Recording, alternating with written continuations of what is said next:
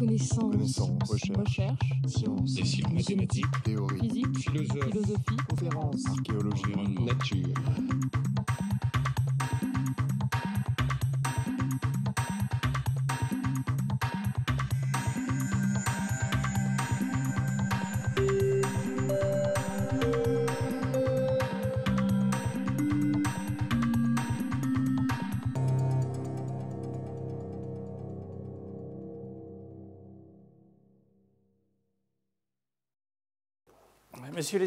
Monsieur l'administrateur, chers amis, je suis particulièrement heureux d'introduire ce colloque Darwin et je tiens à remercier Alain Prochian d'abord de l'avoir organisé si remarquablement et également de m'avoir invité à donner ses remarques. Darwin aurait donc 200 ans aujourd'hui, mais je dois dire que sa pensée est toujours plus vivante et omniprésente que jamais. Un nouvel ancêtre de l'homme, Ardipithecus, a été même découvert cette année pour célébrer en quelque sorte cet anniversaire. Et je dois dire que les diverses communications qui seront faites à ce colloque témoignent de la vivacité de la pensée de Darwin. Je dirais même que cette réflexion de Darwin est pour nous inséparable, je dirais même, de la notion de vie. Je suis neurobiologiste et donc je limiterai mon intervention à des réflexions qui portent sur le cerveau de l'homme et je retiendrai tout particulièrement la notion de variation et comme vous le savez, Alain Prochian a produit une pièce de théâtre sur ce sujet, donc je ne vais pas reprendre sa pièce, mais peut-être déjà pour débuter, rappeler certaines phrases de l'origine des espèces. Les espèces n'ont pas été créées indépendamment les unes des autres, mais comme des variétés. Vous voyez, le mot variété apparaît. Elles descendent d'autres espèces. Ces considérations m'engagent à consacrer le premier chapitre de ce livre à l'étude des variations à l'état domestique et à la variabilité des espèces à l'état de nature. La lutte pour l'existence parmi les êtres organisés dans le monde entier, la sélection naturelle et toute variété objet de la sélection tendra à propager sa nouvelle forme modifiée. C'est un point important de la théorie de Darwin, essentiel même. Et en effet, la sélection naturelle conduit, écrit-il, à la divergence des caractères. Mais ce qui est important et que je retiendrai aujourd'hui dans ces réflexions introductives, c'est la variation. Et je pense qu'il s'agit d'un aspect essentiel de la pensée darwinienne, tout autant que celui de sélection, car je crois qu'on peut considérer que la variation est le moteur de l'évolution. Alors, ce qui est intéressant, c'est que Darwin s'intéresse non seulement à l'évolution, mais aussi à l'hominisation, aux origines de l'homme, et à l'humanisation, qui est un aspect qui va être central dans le débat qui présidera ces 2 journées. Et dans la descendance de l'homme, on peut voir l'intérêt que Darwin porte sur ce qu'il appelle les facultés mentales de l'homme, qu'il compare à celles des animaux qu'il qualifie d'inférieures, la communauté de certains instincts, émotion, curiosité, imitation, attention, mémoire, imagination, raison, instruments et armes employés par les animaux, abstraction, conscience de soi, langage, sentiment de la beauté, croyance en Dieu, aux agents spirituels, superstition. Autre faculté mentale, le sens moral, la sociabilité, je passe, et l'importance du jugement des membres d'une même communauté sur la conduite, la transmission des tendances morales. Vous voyez la globalité de la pensée darwinienne et l'intérêt qu'il porte au cerveau de l'homme et à ses productions. Donc, mes réflexions porteront sur la variation, comme je l'ai dit tout à l'heure, et l'évolution du cerveau. Donc, 3 points simplement, la variabilité génétique, la variabilité connexionnelle et la variabilité de l'activité du cerveau. Variabilité génétique, eh bien, au cours des récentes décennies, des progrès considérables ont été faits dans la connaissance des génomes des êtres vivants. Un très grand nombre de séquences ont été établies d'une manière complète. Et voici en quelque sorte cet arbre de la vie qui est directement issu de la pensée darwinienne et qui, je dirais, la démontre, avec ce foisonnement, cette diversification, cette arborisation des génomes tel que lui-même l'avait en quelque sorte prévu. Et à cette manière de voir, cette vision arborescente et, je dirais, hiérarchique de l'évolution s'ajoute, et ça c'est une donnée récente, des échanges horizontaux, des transferts de gènes qui créent donc plus qu'un réseau arborescent, plus qu'une arborescence, un réseau d'interactions géniques. Et voilà en quelque sorte l'image originale de Darwin, de l'origine des espèces, et celle que l'on peut proposer aujourd'hui sur l'évolution des génomes dans le monde vivant. En particulier en ce qui concerne les origines de l'homme et de la famille humaine. Et comme je disais, nous avons vu cette semaine apparaître dans la presse scientifique la découverte de cet Ardipithecus, dont on parlera certainement au cours des exposés d'aujourd'hui et de demain, qui apparaît en quelque sorte intermédiaire entre Sahelanthropus aurine et Australopithecus. Nouvelle étape, évidemment, qui appuie évidemment la thèse darwinienne un peu mieux, et j'ai placé en dessous ce que l'on connaît des génomes, de la séquence de ces génomes et de leur place dans cet arbre évolutif, et l'idée que, évidemment, avec ces progrès tout à fait remarquables de la connaissance des génomes, on puisse arriver un jour ou l'autre à, en quelque sorte, dévoiler la nature humaine, puisqu'on connaît en principe toutes les molécules qui entrent dans la composition de l'être humain, son cerveau inclus. On est loin de l'avoir dévoilé, je l'ai mis entre guillemets, parce que, ça évidemment un de mes arguments, on est encore tout à fait loin de comprendre comment on passe du génome au phénotype cérébral. Ce cliché juste illustre ce point. Ces génomes de la levure, du ver, de la mouche, de la souris de l'homme, on les connaît tous. Tous ces génomes ont été séquencés totalement. On connaît le nombre de gènes, et il y a bien entendu une relation légitime entre le nombre de gènes et le nombre de neurones lorsqu'on passe de la levure, qui évidemment n'a pas de neurones, vers la mouche, à la souris, bon, il y a un accroissement du nombre de neurones et il y a un accroissement du nombre de gènes. Mais vous voyez tout de suite le paradoxe central, qui reste d'ailleurs un paradoxe très vivant de la biologie moléculaire d'aujourd'hui, le même nombre de gènes chez la souris et l'homme. Par-dessus le marché, des séquences extrêmement voisines. Je n'ai pas dit identiques, fort heureusement elles diffèrent. Il y a une base génétique qui est à l'origine des différences, entre autres, de taille du cerveau entre la souris et l'homme et de complexité, mais il y a un paradoxe que le généticien doit résoudre, car cette évolution, comme vous avez pu le voir sur le cliché précédent, est très récente, quelques millions d'années des ancêtres communs aux chimpanzés, je dirais, et à Homo sapiens. Donc, en quelques millions d'années, une évolution génétique, que s'est-il passé?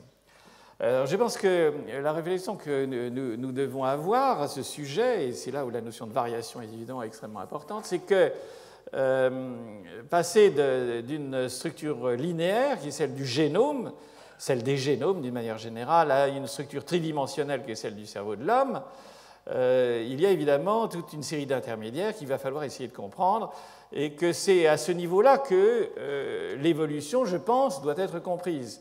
C'est-à-dire que l'évolution du cerveau, elle va se produire principalement et s'exprimer d'abord au niveau de la plaque neurale, de l'ébauche de ce cerveau que vous voyez ici pour la souris, et des frontières qui se trouvent présentes sur cette plaque neurale déjà et qui délimitent en bleu par exemple le cortex cérébral qui, comme vous le savez, se développe de manière fulgurante des mammifères primitifs à l'homme. Et évidemment, comme intermédiaire, il y a d'abord le produit des gènes et les interactions entre ces gènes. C'est-à-dire qu'il ne faut absolument pas voir dans l'évolution du cerveau une évolution linéaire. J'ai dit que justement, il y avait une non-linéarité qui se produit, et non-linéarité simplement parce que ces produits des actions géniques vont interagir entre elles. J'ai mis ce cliché de ce qu'on appelle le protéome, l'interactome entre ces gènes ici produits par ces éléments que vous trouvez génétiques sur, par exemple, ce chromosome 1 de l'homme.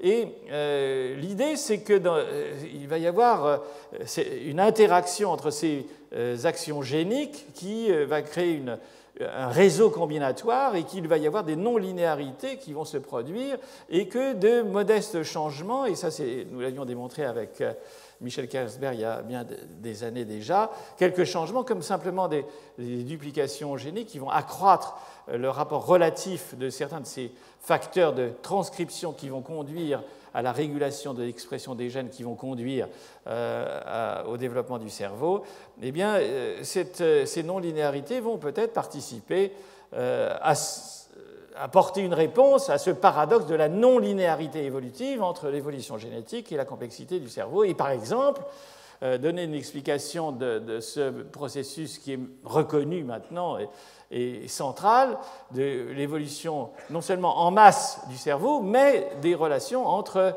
les aires corticales et en particulier ce cortex préfrontal qui quand même ici, il suffit de nous regarder les uns les autres dans les yeux, nous distingue quand même du singe. Donc voilà, peut-être une réflexion à avoir des variations génétiques certes modestes qui vont conduire à des changements morphologiques importants.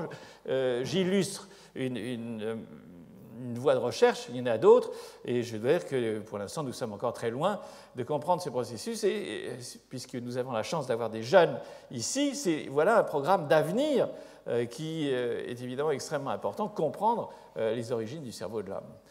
Et je dois dire qu'un des aspects évidemment collatéraux de cette réflexion, c'est qu'il y a non seulement une variabilité comme moteur, source de l'évolution génétique, mais aussi, évidemment, explication causale de maladies qui peuvent, par exemple, atteindre le cerveau. Et vous avez ici juste un exemple du nombre de la variation du nombre de copies géniques qui est extrêmement fréquente dans le génome humain d'un individu à l'autre et qui peut conduire à l'explication de maladies, j'y reviendrai dans une seconde, comme la schizophrénie.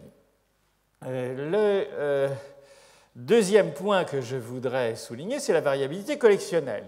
Parce qu'on a tendance à placer Darwin uniquement au niveau de l'évolution génétique. Mais je voudrais justement, dans cette démarche introductive, vous dire qu'il puisse y avoir de la variabilité ailleurs que simplement au niveau du génome.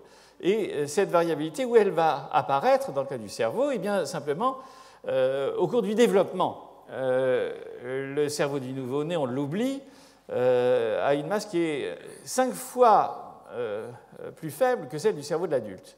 Un accroissement dramatique de la masse du cerveau se produit après la naissance et plus de 50% des connexions du cerveau se développent chez l'enfant à une vitesse phénoménale puisque 500 000 milliards de connexions vont s'établir pendant les 15 années du développement connextionnel du cerveau de l'homme. Donc nous sommes là en présence d'un processus tout à fait remarquable qui va entraîner, c'est des conséquences de la manière dont nous pouvons voir cette évolution, et j'emploie le terme d'une manière délibérée, postnatale, et j'introduis le terme épigénétique, puisque, évidemment, ce ne sont pas les gènes qui vont varier, mais la manière dont les connexions du cerveau vont s'établir les unes avec les autres. Et le schéma que nous avions proposé il y a bien des années avec Antoine Danchin est qu'on peut concevoir qu'il y a tout un emboîtement de mise en place de ces connexions avec des étapes successives d'exubérance et de variabilité maximale qui donne lieu ensuite à une sélection par l'activité spontanée ou en relation avec l'environnement, évoquée par l'environnement, qui constitue tout autant de ce que l'on peut appeler soit des périodes critiques, soit surtout, je préfère le terme, des périodes sensibles, qui sont évidemment extrêmement importantes dans le cas de l'éducation de l'enfant, comme vous pouvez l'imaginer. Donc une variabilité épigénétique qui va conduire à une sélection et aussi, de ce fait, une variation dans le produit final de cette sélection. Et là, j'ai juste voulu illustrer ce point avec un exemple de Lichtman, où il a comparé l'innervation de deux muscles, ici c'est chez le rat, et deux muscles qui sont symétriques. Bon, nous avons beaucoup de muscles symétriques, hein, les biceps, les triceps. Et on peut se poser la question de savoir est-ce que l'innervation de ces muscles symétriques est symétrique? Le produit final, oui, l'est, puisque finalement nous pouvons faire fonctionner nos deux bras de la même manière, symétriquement. Mais quand on regarde en détail chaque connexion, vous avez ici le schéma de cette analyse, c'est tout récent, ça vient d'être publié, bien vous voyez qu'il y a une étonnante variabilité entre la droite et la gauche chez un même individu. Cela avait été déjà prévu par Cyrus Evintal il y a bien des années avec des vrais jumeaux. Et ce qu'il avait pu constater, c'est que des cellules identifiables, comme des neurones moteurs, que vous voyez ici, si on compare leur arborisation dendritique entre la droite et la gauche, et d'un individu à l'autre, vous voyez une variabilité connexionnelle. Et le grand paradoxe, vous voyez, j'en ai souligné un tout à l'heure, c'est la relation entre le génome et le phénotype cérébral. Un autre paradoxe qui est très vivant aujourd'hui, c'est de comprendre comment, en dépit de cette variabilité, les fonctions sont pratiquement les mêmes. C'est le théorème que nous avions proposé avec Philippe Courrèges et Antoine Danchin, et montrer que dans un schéma darwinien, en quelque sorte, de l'évolution connexionnelle, le même message afférent peut stabiliser des distributions de connexions différentes, mais néanmoins présenter les mêmes rapports entrée et sortie. C'est-à-dire avoir une universalité fonctionnelle en dépit d'une variabilité connexionnelle. Ça reste un des très grands projets de la neuroscience contemporaine que d'essayer de comprendre cette variabilité, cette constance de la fonction, mais aussi éventuellement des différences qui se superposent aux différences génétiques et qui constituent ce qui caractérise l'individu. Là encore, une référence à la pathologie, et c'est là où Darwin nous est utile, parce qu'il nous enseigne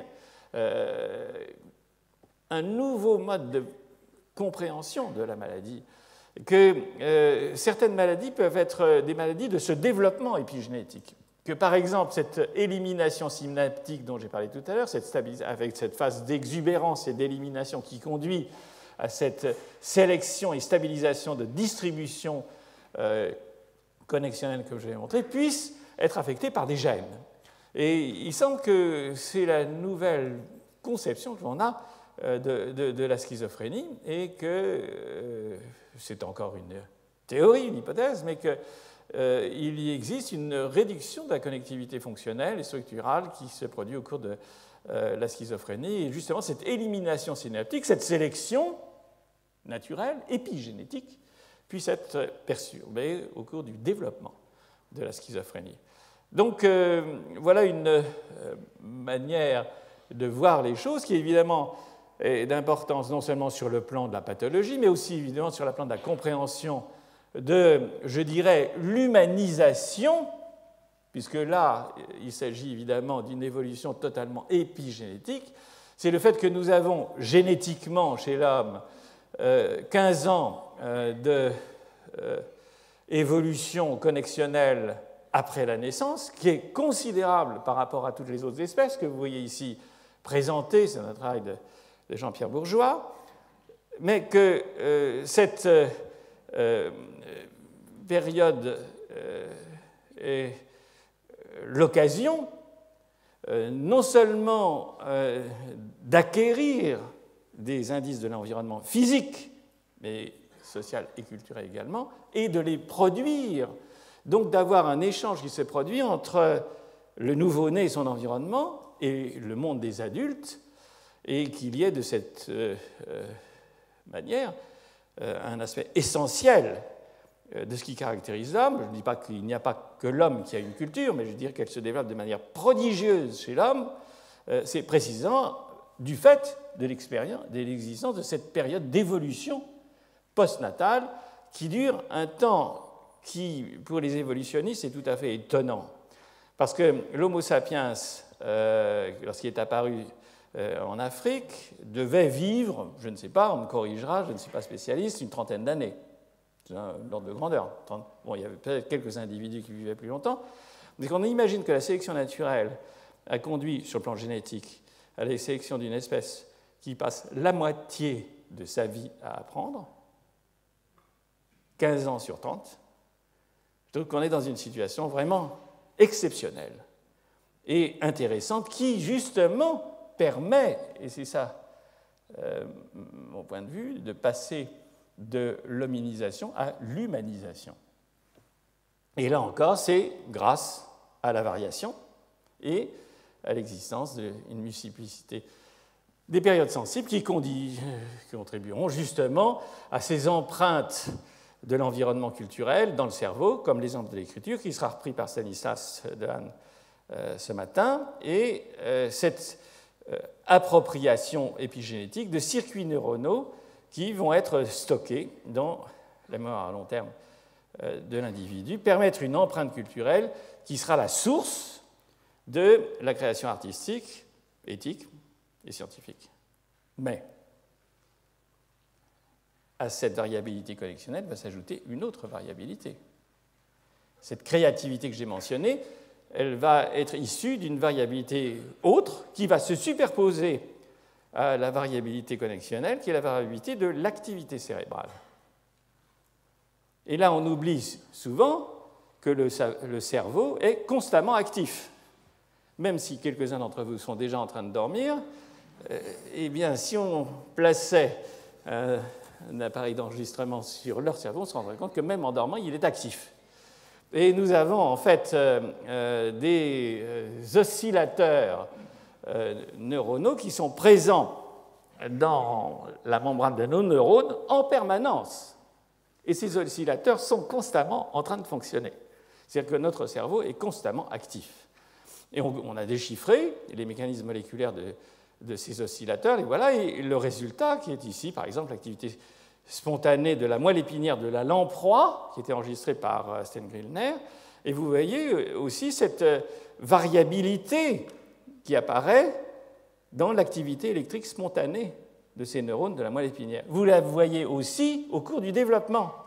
Et c'est un point qui est extrêmement central dans la réflexion, c'est que cette activité spontanée apparaît très tôt au cours du développement embryonnaire et va participer à ces processus d'épigénèse déjà avant même que le nouveau-né soit exposé à l'environnement dans le sein de sa mère et permettre cette mise en relation des diverses composantes du système nerveux du fœtus et contribuer à une sorte de mise en place, en quelque sorte, coordonnée du cerveau de l'homme. Donc, une variabilité de l'activité électrique spontanée qui va s'ajouter à la variabilité connexionnelle, qui elle-même va s'ajouter à la variabilité génétique. Et ici, simplement une image de cette activité spontanée cérébrale chez le nouveau-né, comme chez l'adulte. Et évidemment, on se pose la question, de savoir à quoi elle sert. Bon, je ne vais pas débattre très longuement de cela. Elle est présente, et vous allez tout de suite imaginer qu'elle va servir à quelque chose. Eh bien, ce à quoi elle sert, c'est ce que vous êtes en train de faire en ce moment. C'est-à-dire que vous êtes en train de m'écouter, vous ne parlez pas, fort heureusement, vous m'écoutez, je ne sais pas, mais votre cerveau est attentif et vous êtes en train de vous dire dans votre tête qu'est-ce qu'il nous raconte, est-ce que c'est vrai, est-ce que c'est pas vrai, est-ce que, etc. Enfin, de produire des raisonnements, des mises à l'épreuve dans votre cerveau parce que vous produisez des anticipations. Et ça, c'est une activité spontanée, constante dans votre encéphale. Et voilà un schéma qui illustre que, avec Stanislas Dehaene, il y a bien des années, lorsqu'il était jeune étudiant, maintenant il est devenu un maître et professeur au Collège de France dans cette maison, à l'époque, eh bien, on s'était préoccupé justement de cette activité spontanée de son rôle et de la manière dont on pouvait concevoir un apprentissage par variation-sélection d'un état d'activité qui va se produire dans des réseaux ici. Vous voyez, on va passer d'un réseau qui permet de faire un choix d'une carte particulière, je n'entre pas dans le détail, ici un autre réseau, ici un autre, et voilà, on va passer d'un état d'activité à l'autre, et par un système de sélection, ici qu'on a choisi par récompense, des systèmes dopaminergiques pour les spécialistes, mais simplement pour voir que simplement l'interaction de l'organisme avec le monde extérieur va sélectionner certaines de ces représentations et conduire à une action sur le vent. Donc voilà une hypothèse sur le rôle possible de cette activité spontanée, de ces variations de l'activité de notre cerveau, qui est en quelque sorte source de nos actions, de nos réflexions et aussi de notre création. Parce que la créativité du cerveau de l'homme, c'est quoi? C'est de la variabilité de l'activité spontanée de notre cerveau.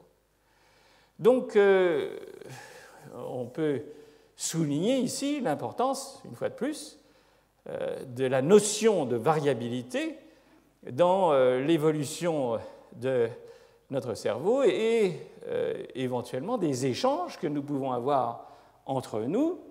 Et vous voyez qu'il y a non seulement une variabilité créatrice dans